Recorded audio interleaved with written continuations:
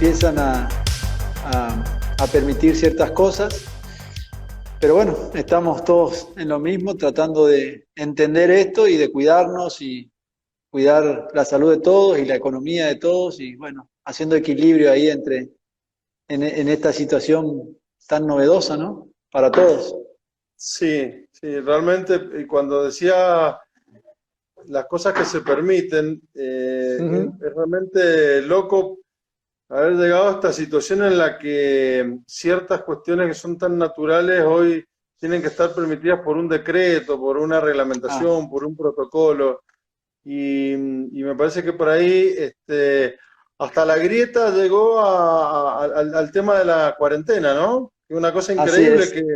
que no podamos tener una discusión racional sin pensar que en algún momento esta cuarentena que enamoró al gobierno nacional nos va a generar más problemas a nivel económico Sí. que sanitario. Y yo me acuerdo que le estaba preguntando los otros días a Ian Vázquez del Cato Institute, que tuvimos un Ujú. Zoom, que cuál Sí. era la curva que iba a definir la reelección de Trump, si la de los muertos o la de los desempleados, porque en algún momento Ah, viste ese trade-off entre economía y salud. En Estados Unidos sí. o en otros países lo han tenido muy claro.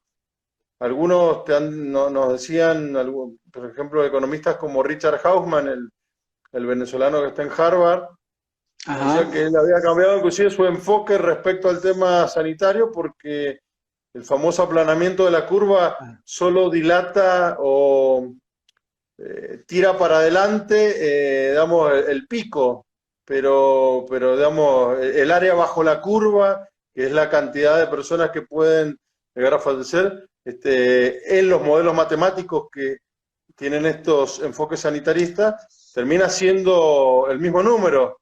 El tema está claro. que con el aplanamiento de la curva lo que se evita es el colapso del sistema sanitario. Pero vos te Así pones es. a ver, ningún sistema sanitario ha colapsado en el mundo y se ha llegado a poquísimos niveles de ocupación de cama, salvo casos Ah, como Italia que requiere un análisis especial. así es. En fin, Pero bueno, en fin, acá antes estamos, acá de... estamos transitando ya casi una apertura más importante de actividades Ujú. y Sí. esperando normalizarlas. Tenemos una muy buena noticia que, que hoy se han recuperado 10 personas, hay solamente 20 infectados en Mendoza Ajá. y venimos de varios días, bueno, hace 2 días atrás hubo un solo contagiado, pero 10 días hacia atrás no había ningún caso nuevo. Así Ah, qué que bien. en Mendoza, por suerte, está. Hay que ver el tema Chile. Ha habido algún rebrote en Chile, Claro. entonces el tema de la frontera hay que cuidarlo. Bueno, bueno, yo hicimos la introducción, pero no te presenté. Nos pusimos a hablar producto del Sí, sí. tema, pero Es que bueno, van a ser para los que se amigos, por eso. unieron, no, nosotros nos conocemos, pero bueno, hay que ver la gente si sabe de qué fundación somos, de con quién estamos hablando, quién es el que te está por presentar. Pero bueno, nosotros somos del Club de la Libertad, de Corrientes. Tenemos el privilegio de poder hablar con Guillermo Mozo. Él es del Partido Demócrata de Mendoza. Actualmente es diputado provincial. El tema de nuestra conversación hoy es el ambientalismo. Creo que el título era el nuevo enemigo del o el nuevo anticapitalismo. Esa es el título de la charla y sobre lo que vamos a conversar en este ciclo, en este nuevo ciclo del Club de la Libertad, producto de la pandemia. Lo pusimos a, a consideración y empezamos con este tipo de contacto con los amigos de todo el país, con liberales de todo el país. Bueno, esta noche tenemos el gusto de tenerte con nosotros. Y bueno, el tema nuestro de hoy es el ambientalismo. Habíamos hecho una introducción con respecto a cómo estamos con la cuestión de la cuarentena y me estaba por decir algo cuando te corté para presentarte justamente. Me estabas diciendo que No, teníamos que ver el tema de Chile. ¿Mm? sí, no, el tema Chile ha habido algún rebrote, entonces, bueno, hay que tener mucho cuidado con los protocolos sanitarios para poder tener un control de. Bueno, está cerrado, hay tránsito de mercaderías, pero bueno, es Ujú. un tema que hay que tenerlo muy presente y con mucho cuidado. Bueno, Ah, empezamos, como te decía, como una charla de amigos, así que sí, es un gusto poder conversar con los amigos correntinos de tantos años. Para los que nos están así escuchando, es. hay mucha historia en común desde los 80 en adelante, cuando militábamos en la universidad, en los partidos políticos. El vínculo con Corrientes ha seguido y lo que viene haciendo el Club de la Libertad es realmente destacable porque son un faro de ideas liberales en el país. Los envidiamos porque tienen un nivel de actividad, de cantidad de gente generando todo el tiempo nuevas propuestas y la verdad que bueno, nosotros hemos empezado a hacer algunas acciones con jóvenes liberales que se han sumado al Qué partido. bien. Estamos Ujú. trabajando en esta charla Zoom. Ayer estuvimos con Ricardo López Murphy, una charla bárbara. Qué bueno. Estuvimos hablando de este tema de la pandemia y algo que también lo vamos a mencionar respecto a esta charla de hoy. Está bien. Cuando estaba hablando con Alberto Medina Méndez, Sí, otro gran amigo, sí, sí, él me propuso, o sea, me dijo, proponer algún tema. Y entonces le puse, digamos, con alguna trampita el título, porque en realidad sí, el ambientalismo, la nueva cara del capitalismo debería ser con signo de pregunta. claro. Pero para generar un poco de más de polémica y poder, lo ponemos como afirmación. Pero, Sí, a ver, ¿por qué es un tema que a mí me preocupa? Yo soy sí. contador, he pasado por varias industrias en la actividad privada, como líder de proyecto, consultor, capacitador, gestionando en áreas Ujú. de turismo, call center, medios digitales, proyectos tecnológicos. Y Mendoza desde hace una década no crece. Sí. Ujú. El crecimiento promedio de Mendoza en la última década fue del 0,62%. O sea, cuando vos le ponés el crecimiento vegetativo, es crecimiento negativo. Y sus Mira. provincias vecinas, tanto en el norte como en el este y en el norte, o sea, San Juan, San Luis y Neuquén, han crecido de la mano del petróleo, la minería y la soja. Entonces, Ajá. yo vengo estudiando e involucrándome en temas que hacen al crecimiento económico, al renovar, ampliar y diversificar aún más la matriz productiva de Mendoza. Si yo Ajá. te pregunto a vos, Caíto, que vos debes tener una idea de lo que es Mendoza, ¿cuál crees que es Ujú. el principal ingreso económico de la provincia? Me iría para los viñedos, para la Muy bien. actividad. ¿Eh? Es lo que piensa cualquiera, ¿no es cierto? Bueno, Claro, el, el- el- porque en una provincia, perdón, pero en una provincia como Corrientes, donde la mayor actividad es el Estado, saber que en Mendoza creo que hay 1.800 bodegas, ya te da una pauta de que sería la actividad más fuerte. Pero decime, ¿cuál sería? Sí, hay menos cantidad de bodegas, no tengo el número exacto, pero hay mucho menos. Pero Ajá, hoy, digamos, a número del 2019, el rubro de vitivinícola, vinos, uvas, representa el 8% del PBG mendocino. a la El flauta. petróleo es el 14% y viene en declino, y el comercio el 20%. Ujú, Con lo cual estamos hablando que Mendoza está vinculada con los servicios y con el petróleo. Digamos. ujú, Y a diferencia de Neuquén, Mendoza es una provincia con petróleo y no petrolera. Y la diferencia ujú. es que, digamos, no tenemos en mente el aprovechamiento de este recurso natural como lo Ajá, hace Neuquén y como lo hace también en parte Río Negro. Y bueno, ajá. acá empezamos a hablar un poquito de lo que quería Dale. conversar con ustedes, ¿no? Sí, Este, en Mendoza viene ocurriendo desde hace un tiempo atrás un fenómeno que arrancó en el 2003 en Esquel, con un sí. famoso proyecto de la mina El Desquite, una mina de oro, donde se hizo un movimiento antiminero, fue, digamos, subiendo de sur a norte, y este es un proceso que impactó en Mendoza allá por los 2004, 2005, y terminó todo este proceso con una sanción de una ley, la 7722, en el año 2007, que prácticamente, digamos, prohíbe la minería metalífera al establecerle una serie de condicionamientos como prohibirle la utilización de sustancias que son necesarias para la actividad, como si te dijera, Claro, permitimos la construcción, pero no se permiten los ladrillos, claro, sí, más o menos. sí, entiendo. Bueno, y luego, y Mendoza tiene recursos inexplotados en materia minera, sobre todo cobre. Vos pensás que todo Ujú. el boom exportador chileno, que son aproximadamente unos 32.000 a 35.000 millones de dólares al año, están en Es una por el franja cobre. que está en la zona media de Mendoza. O sea, del Mirá. mismo lado, Chile son 35.000, 36.000 millones de dólares de exportaciones por año, del lado mendocino cero. Ah, qué bien. Y bueno, Y ahí bueno, no. sí, sí, Ahí nos decime. encontramos con, no, ahí nos encontramos con la lucha que tenemos que dar desde el liberalismo, porque todas estas trabas vienen de la cultura eh, de izquierda, digamos, que quieren frenar el progreso aduciendo que todo progreso trae aparejado una disminución en la calidad del medio ambiente.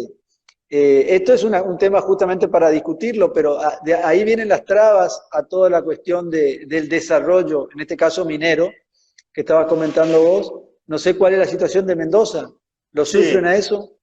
sí, mira, estoy viendo que ahí se ha unido al Mm. Instagram Live un gran amigo de Buenos Aires, un gran liberal, que es Marcos Hildy Olson, Ah, sí, a quien le mando Marcos. un gran Sí, abrazo.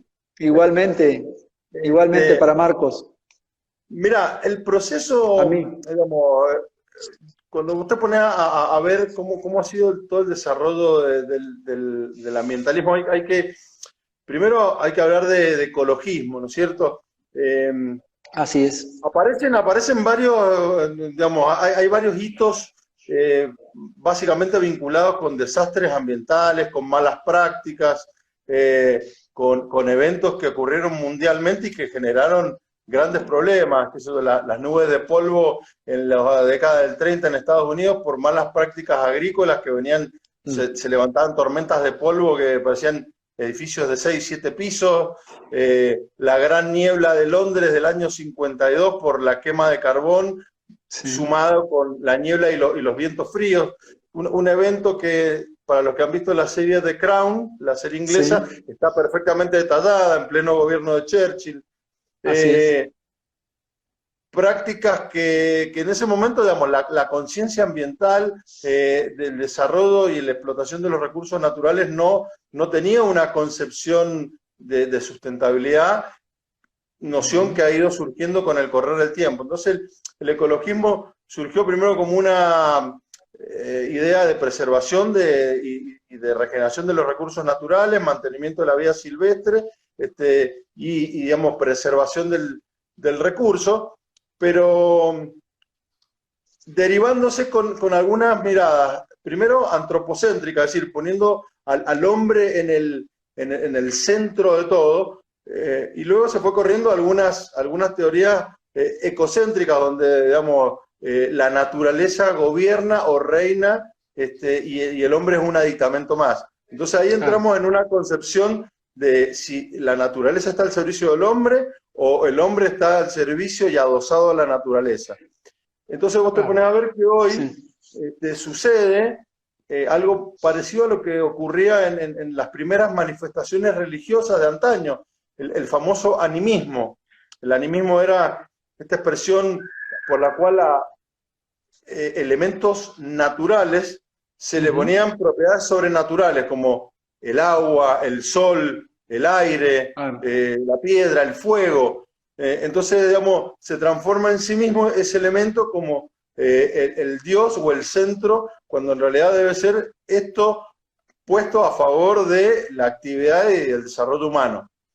Eh, Ah, con el correr del tiempo, digamos, el ecologismo empezó a tener hay un evento muy importante en el año 72 en Roma. Ya venían autores como un rumano, Georgescu, que tenían teorías económicas vinculadas con el malthusianismo.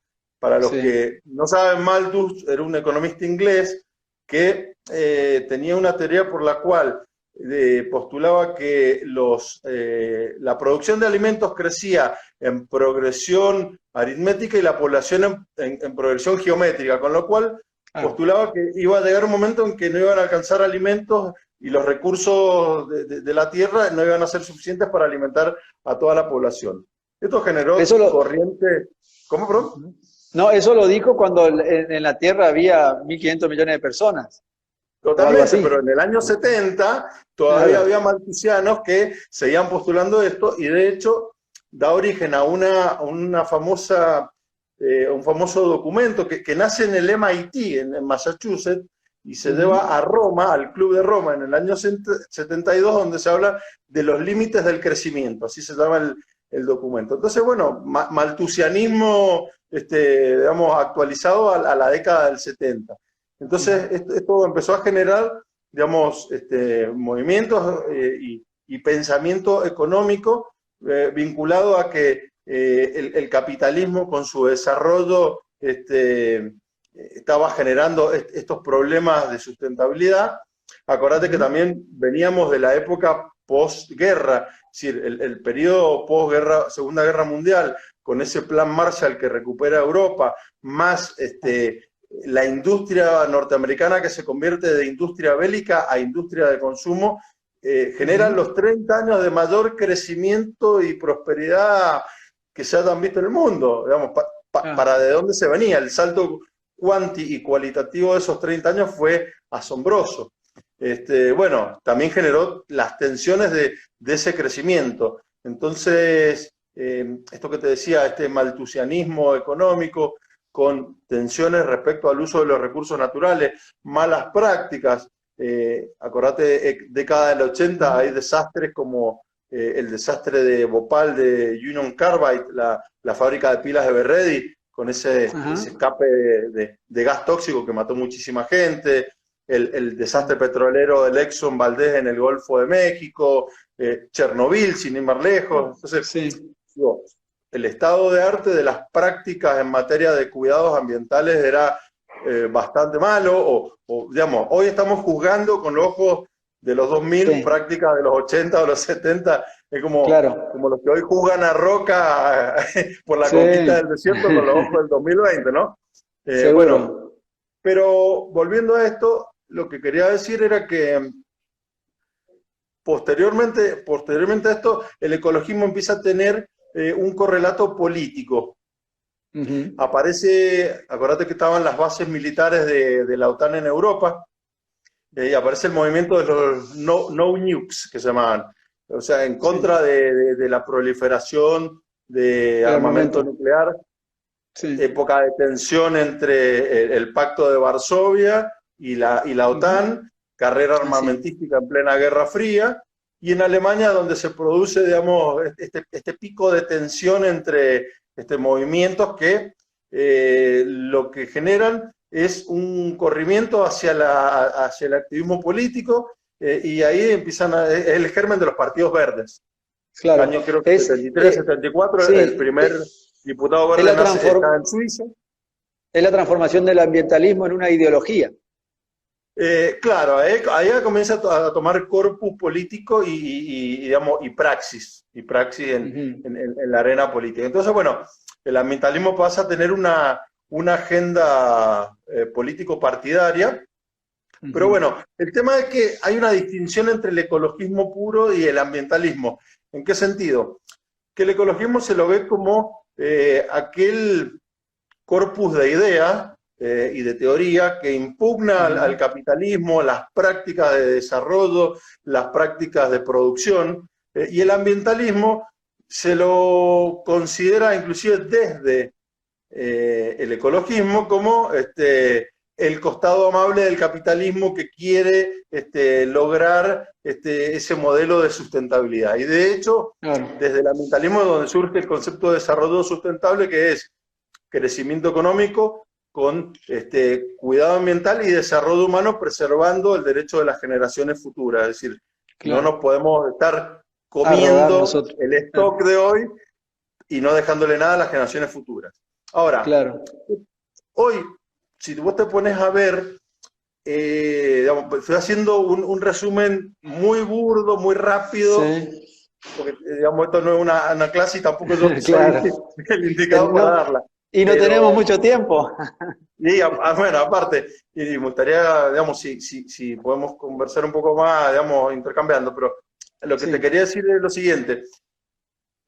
Llegando hoy a la actualidad, cuando vos ves lo que está ocurriendo con la oposición a ciertas actividades económicas en el mundo, pero yo me circunscribo a Mendoza y a la Argentina, vos ves que el ambientalismo hoy enarbola la bandera del anti-extractivismo. Entonces, el anti-extractivismo sería la impugnación a la explotación, a la utilización, al desarrollo, ponerle el nombre que quieras, de los recursos naturales. Entonces, se empieza por la minería, luego está el petróleo, principalmente con el fracking, luego cae la soja, cae la industria forestal, cae la industria ictícola, e inclusive el anti-extractivismo llega a niveles de sofisticación en su pensamiento, porque ya se habla de un extractivismo urbano, que sería aquel proceso que se da en las grandes urbanizaciones donde hay desarrollos inmobiliarios y donde se producen movimientos que vos tenés que analizarlos en líneas de tiempo mucho más amplias, ¿no? Pero bueno, por ejemplo, la gentrificación que se da en ciudades como San Francisco o como Chicago, donde hay un desplazamiento urbanístico, inmobiliario de residentes por los nuevos que llegan, bueno, son fenómenos que ocurren en las ciudades, sobre todo en las grandes. En Buenos Aires no ha ocurrido tanto, por ahí se puede hablar en la zona de Las Cañitas, de Palermo. Bueno, eso le llaman el extractivismo urbano, es decir, la plusvalía que el negocio inmobiliario le saca a las ciudades. Y el máximo nivel de sofisticación es cuando se habla del extractivismo simbólico, que sería utilizar o vender el producto de nuestro cerebro, es decir, es una impugnación a la economía del conocimiento. No vendamos el producto de nuestro cerebro argentino exportando software, servicios profesionales, y todo aquello que signifique estar extrayendo, sacando y vendiéndolo. Entonces, hoy, ¿qué te dicen los anti-extractivistas? Propugnan modelos donde casi estamos volviendo a la época medieval, de pequeñas agriculturas, pequeñas granjas, modelos de permacultura, que son muy buenos por ahí para comunidades chicas, pero digamos, para modelos de escala, para grandes urbes, y para sacar de la pobreza y darle alimentación a muchísima gente, son inviables, ¿no? Digamos, no se pueden sostener. Hoy ahí dicen, van a decir, Malthus tenía razón. No, es para darle la razón a Malthus. Malthus no tuvo razón, el capitalismo ha sacado más gente de la pobreza que ninguno. Claro, pero todos estos sistemas que estás nombrando, que van a generar una caída de la producción, van a terminar diciendo, Malthus tenía razón, pero me van a frenar el sistema de producción que el capitalismo ha puesto en el mundo, ¿no? Que ha impuesto. Mira, Caito, hoy hay inclusive una cosa que hasta, digamos, yo no me río porque tomo en serio cualquier planteo, además todo merece ser analizado, pero digo, hay algunos que están inclusive postulando en esta cuestión de la pandemia, viste que lo hablamos con López Murphy ayer. En este relato o narrativa de la pandemia, parece que el capitalismo y el neoliberalismo, inclusive para la viceministra de Educación de la Argentina, el neoliberalismo es el autor del coronavirus. No sé si la leí en Twitter, Adriana Puigro.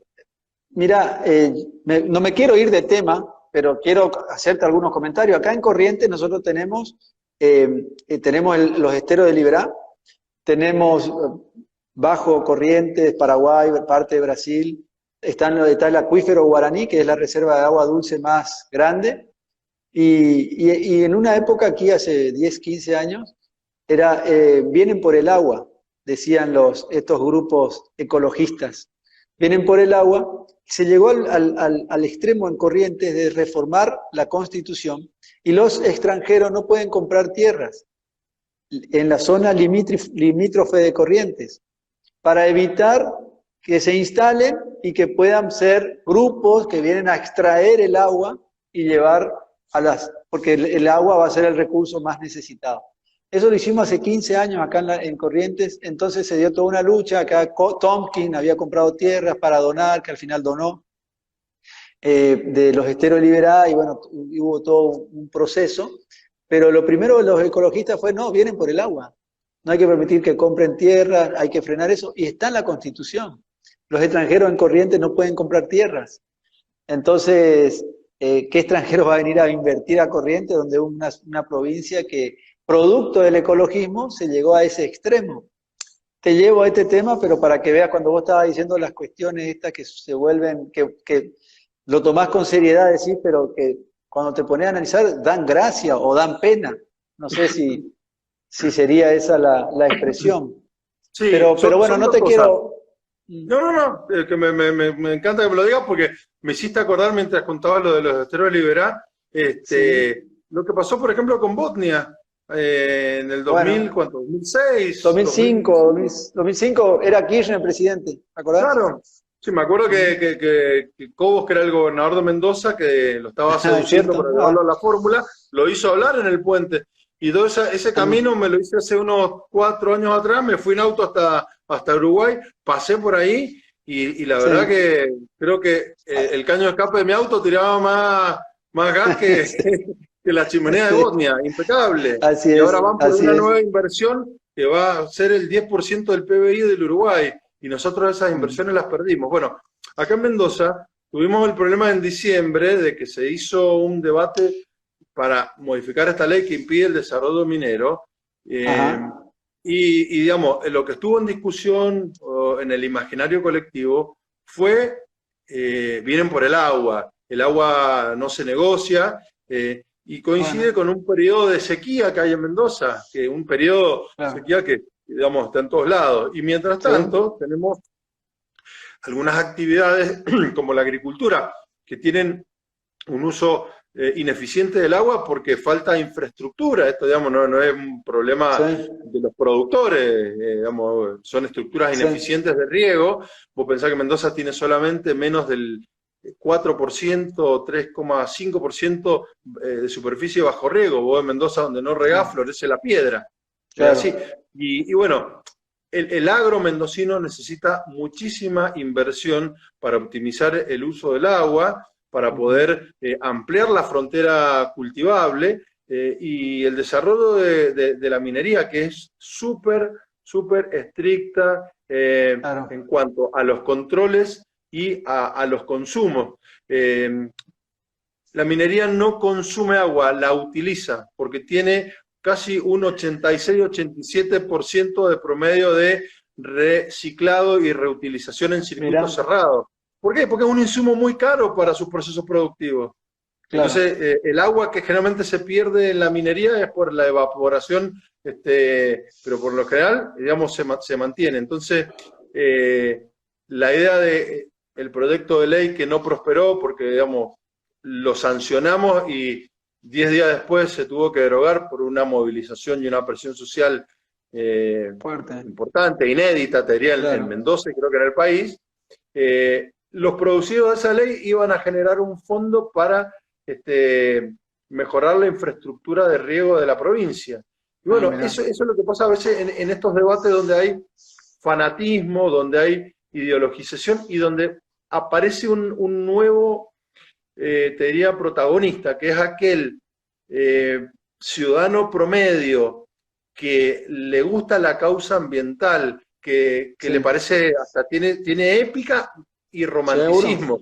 En algún punto hasta se sienten como la canción de David Bowie, Héroes por un día, porque la verdad cuando vos Claro. veías una marcha de varios kilómetros, multitudinaria, con la gente que venía a manifestarse, vos decís, che, yo quiero estar en esa foto, parecía, no sé, Claro. salvando las distancias, la foto de la puerta de Brandeburgo Sí, cuando cayó el muro de Berlín, ¿viste? sí, Todos pues querían sí, o estar. la foto en Washington, tengo un sueño, digamos, de los derechos civiles. Claro, Hay que estar ahí. mira, a mí Hasta me Forrest pasó Gump estuvo ahí. ¿Eh? totalmente, totalmente. Mira, te voy a contar una anécdota personal, a mí me pasó, Sí, ahí está poniendo alguien en sí, los a ver, de comentarios eso, que la gente ni leyó la ley 7722, no eh, leyó la ley 9209, que era la que derogaba a esta ley. Pero bueno, mirá, es mirá. una cosa que vamos a tener que trabajar culturalmente. Pero te quería contar esto. Me pasó entre el día que el gobernador decide que se va a derogar la ley y que efectivamente la Ujú. derogamos, fue un Sí, viernes que lo anuncia y el lunes fuimos convocados a tener que derogarla. Yo voté en contra de esa derogación. En el fin mirá, de bien. semana voy a un barrio cerrado de casas de altos ingresos a buscar a Sí, mi hijo y veo una señora que estaba regando, no un jardín, la vereda. ajá. ¿Mm? Estamos hablando de diciembre, 7 de la Sí, tarde, época donde hay crisis hídrica, entonces vos no podés regar jardines, sí, lavar autos, podés hasta las 8 de la mañana y después de las 10 de la noche. Bueno, eran las 7 de la claro. tarde, una señora estaba regando la vereda y tenía este, pegado en su auto una calcomanía que decía el agua de Mendoza no se toca, ley 7722. Entonces yo Es me le para que acerqué, llore. bajé el vidrio y le digo, ¿usted Es está con el agua chistoso. pura, señora? Y no sé Claro, si me reconoció, pero me miró con una claro, cara y me dijo, qué boludo. claro. Digamos, Y la dejaste en esa evidencia. dicotomía entre defiendo Sí. una causa que políticamente es correcta, pero después en Ujú. mi costumbre, en mi consumo, Claro. no soy, capaz que por ahí esa persona no le Y, importaba si se riega a manto en una finca de su propiedad claro. Y y no bueno, se utiliza el agua como corresponde. y con el veto de esta ley, te pregunto, ¿se está Sí, muy lejos de alcanzar a Chile? Vos me decías al iniciar la charla o tus comentarios, me decías que en Chile se exportan 30.000 millones de dólares por año por esta actividad de la del cobre. En la misma sí. franja de Mendoza, con un veto de esta característica, Mendoza está lejos de poder iniciar un camino de desarrollo hacia ese objetivo. Mendoza está lejos de San Juan, que está Ah, sí. exportando 15.000 millones de dólares y se está transformando en un vector de crecimiento. Y es más, te digo, San Juan ha podido colocar al secretario de Minería de la Nación, Alberto Hensel, que fue el Ajá. anterior ministro del gobernador Uñac. Y Alberto Hensel tiene como misión tratar de reactivar inversiones en todo el país por 25.000 millones de dólares. Mira. Y mientras él está en Y esa tarea, tiene lamentablemente un ministro de Medio Ambiente como Juan Cabandier, que es un ignorante, del tema. que saca todo su prejuicio ideológico y su desconocimiento hablando de la megaminería extractivista. Ah, Cliché puro, y eslogan puro que tiene esta gente. Pero mira, bueno, estamos este hombre lejos y es, además, sí. perdón, ¿cómo? No, no, este hombre de San Juan entonces es un hombre que quiere No, desarrollar, la tiene muy la tiene clara clara. Hensel. Claro. Y además, San Juan ha logrado cosas, mira, yo he visitado bastante San Juan y sobre todo he estado en proyectos mineros, Sí. no el de Veladero, que a veces es muy difícil de acceder porque pues, está a 4.000 metros de altura, tiene condiciones especiales, pero sí he ido a otros emprendimientos Ajá. mineros, he estado todo un día ahí, me han dejado ver, filmar, no me han negado el acceso a ningún lado, he visto las prácticas, el manejo automatizado del cianuro, o sea, impecable, las mejores prácticas. Claro. De vuelta, la minería tiene las mejores prácticas ambientales después de muchos años de incidentes, pero hoy el estado de arte de la práctica de los cuidados ambientales en la minería, me animo a decirte que no los tienen otras industrias, y en el manejo del agua Claro. más todavía. Pero bueno, San Juan ha logrado, por ejemplo, encadenar agricultura con minería. Hachal, Ujú. un lugar donde Sí. tenían problemas, por ejemplo, productores de cebolla, de membrillo. Bueno, la transferencia de fondos de la minería a programas de desarrollo agrícola, cadenas de frío, apoyo para la exportación, armado de consorcios de comercialización. Hoy, por ejemplo, hay productores de cebolla que están exportando a Europa, los están haciendo comercializar su producción en el mercado de los frutos en Buenos Aires y en el mercado central, y los están integrando con empresas de catering del Gran Buenos Aires. Es decir, hay una Mirá. asociación virtuosa Ujú. cuando Claro. te lo ponen en el imaginario colectivo como que la minería contaminante va a arruinar la agricultura. Ah, Entonces, mirá, de qué buen vuelta, dato. el prejuicio y el fanatismo te impide ver ese tipo de buenas asociaciones.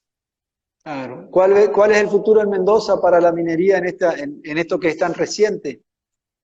Mira, a ver, Mendoza tiene un departamento en el sur, donde está Las Leñas, digamos, lo más conocido, Ajá. que es Malargüe, que es Patagonia. Digamos, no forma parte de Mm, la geografía general de Mendoza porque no tiene agricultura, tiene vientos patagónicos, tiene, ajá. su suelo es volcánico. Este, entonces, bueno, nació con el petróleo y nació con la minería. Bueno, ahí tenemos una posibilidad de desarrollo, estamos trabajando para lograr ahí y que sea la punta de lanza para poder retomar una discusión y un Claro. desarrollo que más tarde, más temprano se tiene que dar. Mendoza es inviable sin todas las actividades económicas y no es Ah, una u otra. Mendoza tiene que tener agricultura, vitivinicultura, minería, petróleo, turismo, y también sí, industria claro. del conocimiento. Y el drama que tenemos, que los grandes hoy generadores de divisas de Mendoza, te dije, comercio, que es el Sí, 20% del PBG, petróleo, que es el 13% del PBG, y vinos, que 14. perdón, y turismo, que le sigue a estos sectores, están completamente, digamos, impactados por el coronavirus.